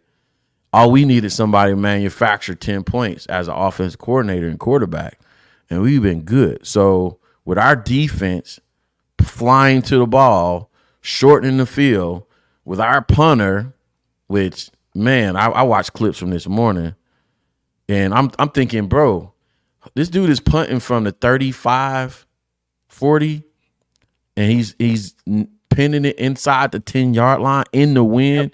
Yep. Like, with our defense and our punter, the style we need to play doesn't need to be Caleb lighting the field up early on in the season for 500 yards and 4 touchdowns and no interceptions. So be prepared for it.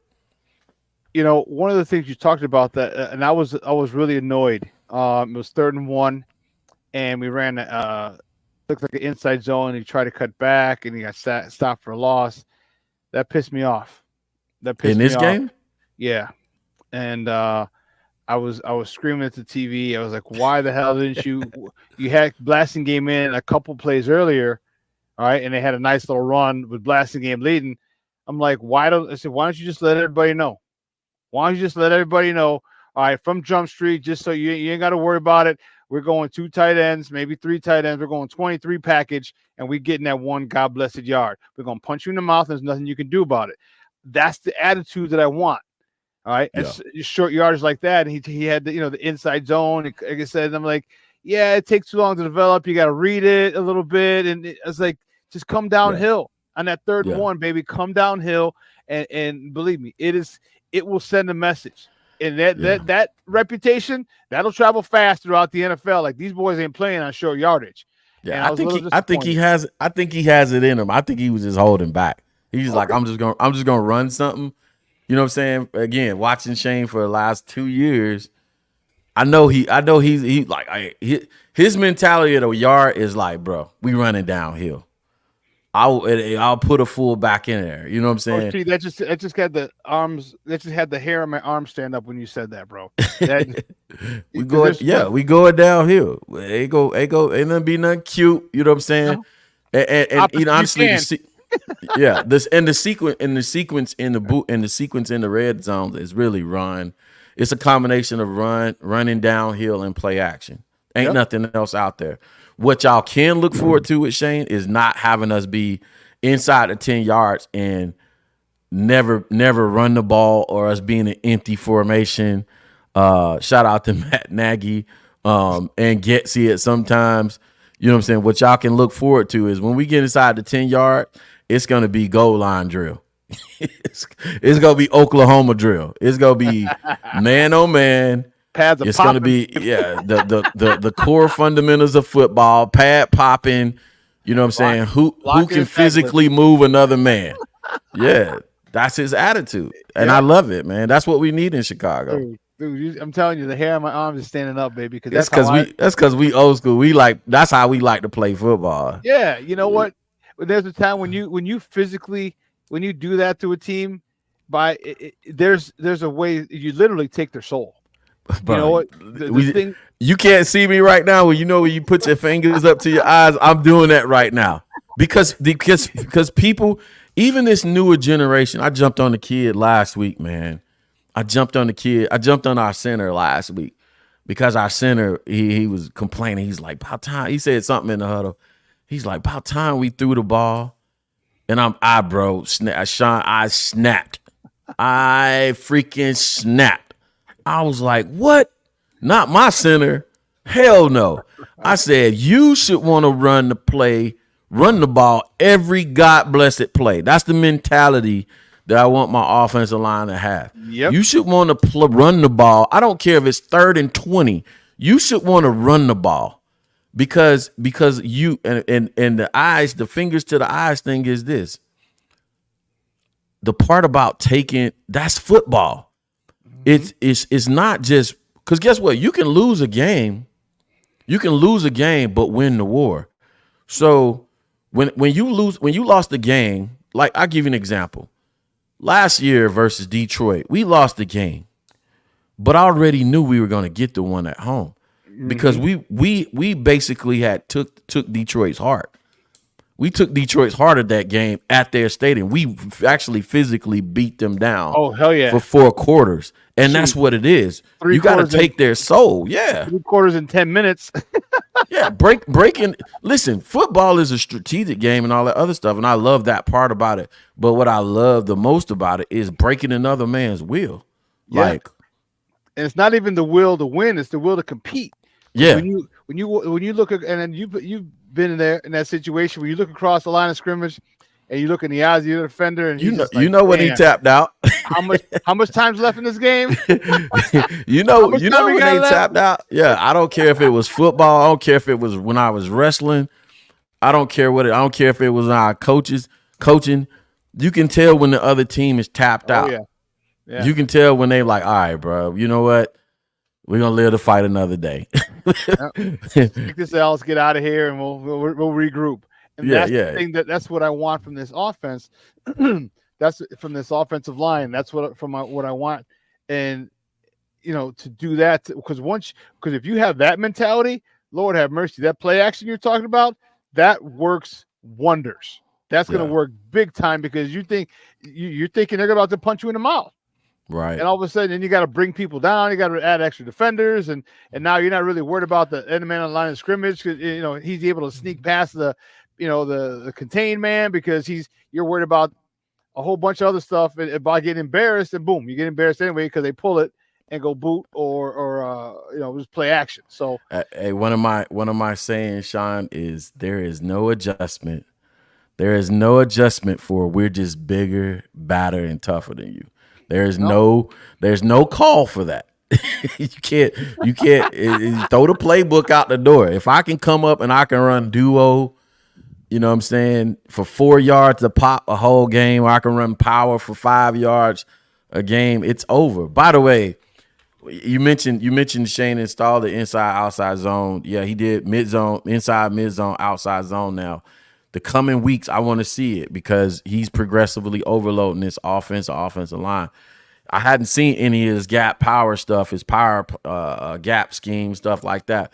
But, you know what I'm saying, you can expect to see it. I'm expecting to see it over the next couple of weeks where he starts doing trapping and power and counters and stuff like coming that. Downhill, Coming downhill. And that's when I'll know from a play caller's standpoint because, fans don't notice. They tease and all, and people try and take shots at me sometimes, and they be like, "Oh, Pee Wee coach, high school coach, all this other stuff." You know what I'm saying? While everybody's out there like being smart asses, they don't realize it don't matter what level you're on outside of Pee Wee football. Yeah. We all run the same stuff. Yep. It's just the players are much better, bigger, better. That's it. The players are just bigger and faster. We all run the same stuff. I went in the office the other day, man. I drew up, stuff on the board, and I was like, "Hey, man," coach was like, "Hey, what do you like to run?" I said, here's pretty much like my 8 core run concepts. You know what I'm saying? Inside, mid, outside zone, counters. You know what I'm saying? I'm gonna run power and run counter and run bash. You know what I'm saying? I'm gonna run toss. And he was like, "Oh, you got the complete repertoire." I said, "Yeah, man. We're gonna if it fits what our personnel do, we're gonna try and run it all." You know what I'm saying? He was like, "Straight, let's go." Yeah, man. Like, I'm also wondering, like, so back when I was at Curie, and we went to the Prep Bowl in 2010, and our offensive coordinator, our head coach, was a play caller as well, and he was stupid creative. It's unbelievable. He came in one Monday. He's like, and we watched film. He goes, "Watch this," and it was Oregon. It was from the weekend, and I watched. I'm like, did he just option the nose? He's like, "Yes." I'm like, he just optioned the nose guard, and sure enough, it was inside zone. Option the nose guard came and crushed the running back. Quarterback pulled it right up the gut for boom, and we installed it that week for our quarterback, who ended up going to Iowa as a DB, and dude, he gained like 20, 30 yards on. I just optioned in the nose guard. I'm like, are you kidding me? Yeah, they'll read the nose, especially on a lot of bash concepts, right? Because the bash concept of the running back is moving horizontally to the line of scrimmage. He's really trying to get to the outside, moving horizontally. So the quarterback will read either that he'll read the nose or the 3 technique and decide, whether he's gonna bust it up in the middle a lot of times. So yeah, man, it's so much stuff. I racked my brain this weekend, almost to my detriment. Gave myself a headache because I'm so excited to be back in the mix, man. And I'm like, bro, I'm trying to put everything in. But yeah, it's a creative game, man. You have fun with it. I don't know if you can see me now, Shawn. My computer's going crazy. Not yet. It's going crazy. Some people trying to call me and all this other stuff. But as long as we got audio, I'm going to keep going. Yeah, we do. What do you think? What about Flus now? Flus is in a really good spot, right? He's got a defense that is pretty much on autopilot, all right, that he can dial up. He doesn't have to worry about guys. He's got a veteran defense. He's got a young veteran defense. All right, a young veteran defense. He's got an offense that's progressing pretty well. So what do you want to see from him this year now? Now that you start to see the pieces fall in place, and we assume this offense is only going to get better with that defense. What do you want to see from Coach Eberflus? I think it's time for him to push that defense. He has players in place right now, but it's time for him to push and test them, challenge them like in a real way. How Lovey challenged our defenses in the past. It was like it wasn't like it was like the expectation is for you to get turnovers. It's not for you to get stops. The expectations is or if you go to what's his name that just passed that used to be DC down in Tampa. Monty Kiffin, Lane Kiffin, or Monty. Is it Monty? Monty. Yeah, Monty. The expectation for that Tampa defense was not that you got stops and got 3 and outs. It's the expectation, especially when John Gruden got there, was, hey, let's take it to the next level. Let's get the ball and score. Score on defense. Say that again. Not just get the ball. Not just turnover. We're taking this shit to the house. Yeah, he has to challenge them in the level and let them know that the expectation is we want a defensive score at least 1 touchdown per game. Yes. That's the expectation. Yep. And start breeding that into them right now because that was lovely talk. Yeah, the projection is y'all gonna already be a top 5 defense. But I like the level up talk. It's you know what I'm saying, it's a little, I don't know if they got that off of NCAA 25 or what, but you know what I'm saying? But he has to send the message right now. because there's not, you know what I'm saying, there's no grace for him beyond this year. If this defense underperforms, Buddy gonna be he gonna be on the chopping block. So yeah, he very well could be. And I think that's right, because one of the things I have not seen in these two games is people going after the ball. I have not seen it. I need to see it from everybody. Yeah, you know, I need raking, to see stripping. Yeah, yes. And first dude holds, second dude strip, second let the cavalry strip. You know what I mean? And I haven't. I want to see that more. I want to see it because again, this causes this type of attitude will be spread. I mean, that reputation. It becomes contagious, but that'll spread throughout the league. Like, oh snap, we play the Bears, we gotta cover the ball. When they play Peanut in them, you know, they would stop guys from getting yards because they would just rather cover up, take the hit, go down, as opposed to trying to fight for more yards because they knew, boop, here comes Peanut, you know, and not just him, but other people as well, popping that ball out. And when you start getting guys thinking on the field as a ball carrier, you're thinking. Not just the offensive lineman or running route. When you're thinking as a ball carrier, that slows you down. That's not beneficial, and that needs to be more prevalent on tape, where we see guys ripping, you know, and just hands coming out because they're trying to rip it, whether they get it or not.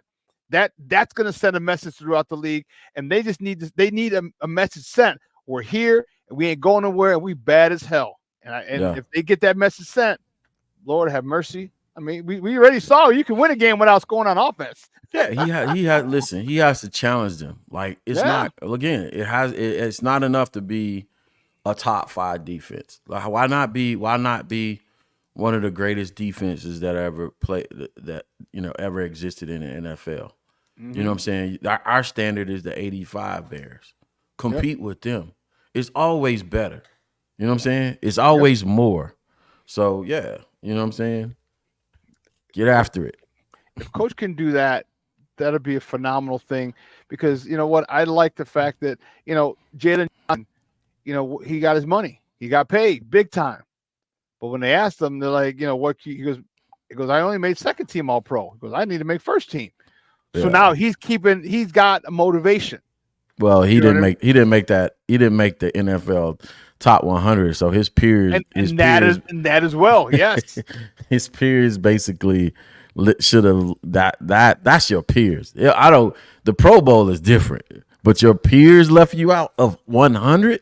Yeah, you couldn't even been 98, 90. You know what I mean? Dang, that's cold.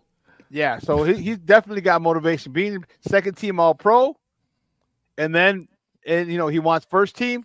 Good, and then being left, dude, he might, dude, that Joker might have double-digit picks, man. And where are you going to throw? Because you can't throw Tyreek side, because he's a young Jalen.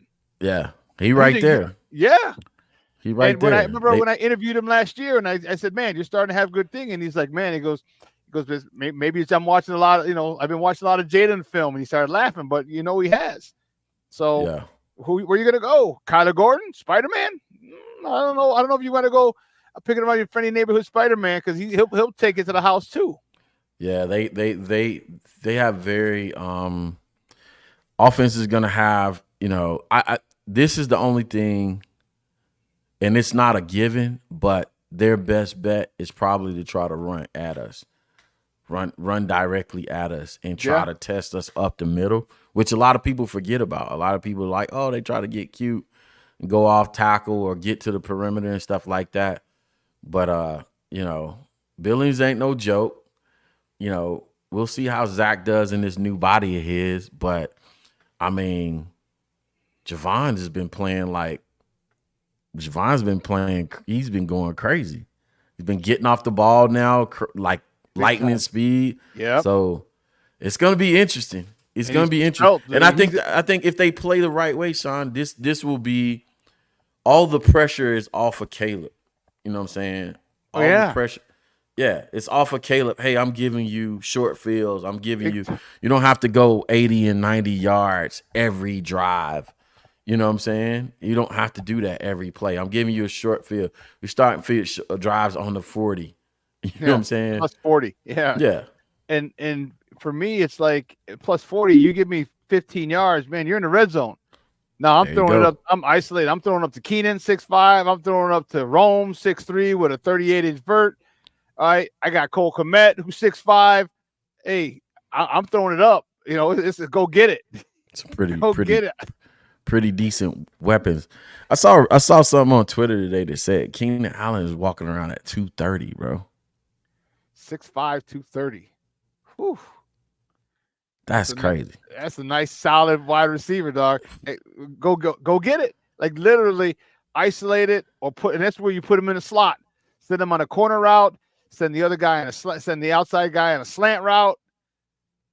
Man, I don't know why I thought he was shorter than that. I thought he was No. probably like a 6'2", 6'3" guy. No, Keenan's tall, dude. He's tall. That I knew, man. That I knew about Keenan. Whew. That's crazy. So, you got a couple of, those type of receivers. Let me just double check for sure. Yeah, I can't do nothing in the background, man. Everybody decided to call me this morning. No, so they got 6'3". I thought it was 6'5". Yeah, I thought he was but I even thought he was shorter than 6'3". I don't know why I thought he was like a 6'1" guy, but 6'3", 230. Yeah, he might need to. 230 that's a lot. He might need to shed about 15. Yeah, but he also, he could be bottom heavy. You know what I mean? Like Barry was 5'8", 205. You know what I mean? And that was legs. Yeah, it's just true. So, hey, Coach T, great stuff, man. I appreciate it, man. Me and you always can sit here fun, and man. talk football all day long. I appreciate it. But before you go, do me a huge favor, Papa. Let everybody know where they can find you and your work online. You know it better than me, man. We on the Chicago Bears 360. We're on Sundays at 11 Eastern Standard Time, 10 Central, and then Tuesdays and Thursday I moved towards the daytime because I got to be on the field by 4:30. So yeah, I'm doing that about 12 Eastern Standard Time, 12 p.m. Eastern Standard, so 11 Central on Tuesday and Thursday. Those Tuesday and Thursday, the film breakdown sessions. We're gonna have fun with those as we get in the season. Listen, I promise you, come hang out. You're gonna learn some football. If you're in those film breakdown sessions, you're gonna know what you're looking at, man, and you'll be able to debate better. Yeah, yes, and that's one thing. You'll be able to argue with your friends better because you know football better. Dude, great stuff, buddy. Hey, we'll be in touch soon, man. Thanks a lot. I appreciate it. Absolutely. Hey, take it easy, Shawn. All right, guys, that's Coach T from the Chicago Bears 360, bringing it like he does, man, and just football from a much higher level. Just talking concepts and understanding philosophies and great stuff, which is why I love talking to Coach T. Because he and I were just talking and we kind of just forgot, like, we had that you guys were watching because we just talk at a high level and we love talking football and we want you. I like having those conversations because you guys get to pick up on stuff. You guys get to learn stuff like, oh snap, okay, this. We're talking about what did Coach T talk about? He said, don't just look at the play, because understand what's being run. All right, first it was inside zone during the Hall of Fame game. Then they ran outside zone and stretch. Okay, now you see they added something.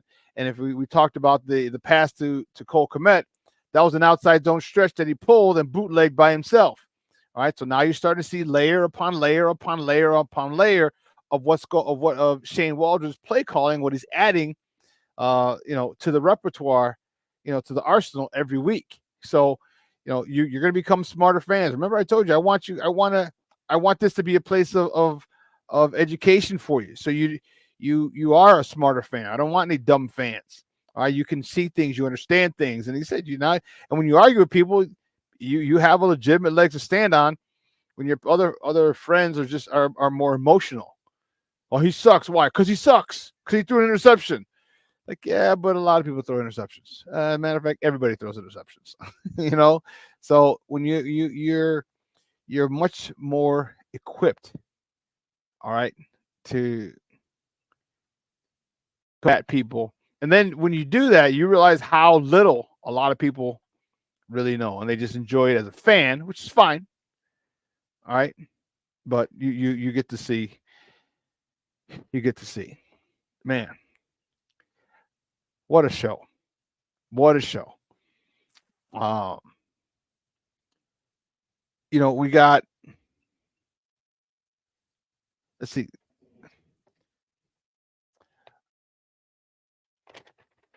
Coming today. All right, Cubs are at Cleveland. First time since they won the World Series, the Cubs are back in Cleveland. So Cub fans, you guys should be excited. First pitch is at 5:40. All right, so Cub fans, make sure that you get in front of your television. Shota Imanaga is on the bump for the Cubs. He's 9-2 with a 3.06 ERA. And Lively for the Guardians. All right.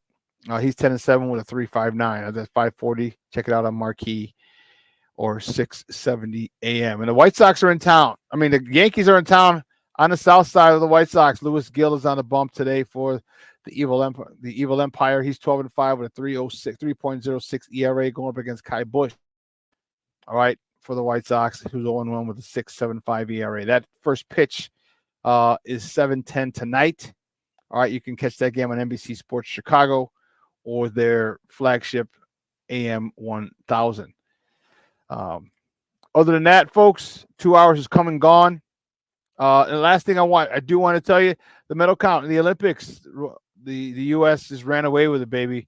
126 medals for the United States. China was next with 91. China and the U.S. tied for 90 gold medals. All right, but then the silver and bronze of U.S. just blew them out. U.S. had 44 silvers to 27. All right, over China, and 42 bronze over 24 bronze over China, which gives a total 126 medals for the U.S. and 91 for China. And they're talking about the IOC wants Child's medal back. I'd be like, you know what? Trick, come find me. Come find me. All right. I didn't get to stand on the podium because you guys made a mistake. You know what I mean? No, I'm keeping this. If it was me, I'd be like, I'm from the South Side. I'm taking something. I'm going home with something. Come find me, damn it. Holler my cousins. Let them know you want it. Oh, man. Oh, you say I only watched the Cubs Sox games because Mondo's coach Joe is sitting behind home plate. Oh, that was cool. That was cool. Well, listen, folks, 2 hours is coming and gone. Want to thank Coach T for coming on, talking Bears football. Great stuff. I'm looking forward to it. Don't forget Hard Knocks tomorrow night. We're all excited. We're all fired up to see episode 2. We're excited for this week. All right, the Bears play at home. Well, they have some practices this week against the Cincinnati Bengals, and then they play the Cincinnati Bengals on Saturday. Saturday's going to be crazy for me, but I digress. Great week. Bears on Saturday after they practice with the Bengals. Have some joint practices this week. It's going to be dope. So, guys, have a phenomenal day. It's going to be beautiful out. Was it low 70s today? And high of 82. Oh, nice. High of 82. Enjoy it. I appreciate the love and support from you guys. Thank you very much. Yeah, you know what? Yeah, it was a little boring the first one, Junior. He says, am I wrong? I can't get into Hard Knocks. No, it was boring, but they laid the foundation. You got to remember that. They laid the foundation. Everything else is coming. So check it out tomorrow and see how you feel after that. But for everyone here at Sports Zone Chicago, Elliot Baez, our executive producer, Clarence Counsel, our social media guy, and my co-host in absentia Maya. I'm your boy, the SuperBack, Shawn Sierra. Guys, have a phenomenal day. All right, if you're off, man, get out there and enjoy this beautiful weather. 84 degrees. Probably warm. It's going to be warmer if you're further away from the lake. Like it's going to be warmer out here in Orland than it is, in the city. And we will see you on Wednesday. I'm looking forward to that. And we're going to talk about Hard Knocks episode 2. All right, guys, have a wonderful day. I was going to say something. I don't remember what the heck it was. Shoot. All right. Anyway. All right, guys. Have a phenomenal day. Your boy, the SuperBack, is out. This show will replay tonight at 6 p.m. So make sure if you missed any portion of this, you want to catch it again, this will replay at 6. So for everyone here at Sports Zone Chicago, guys, I'm your boy, the SuperBack, Shawn Sierra. My sports owners, I love you. I am out.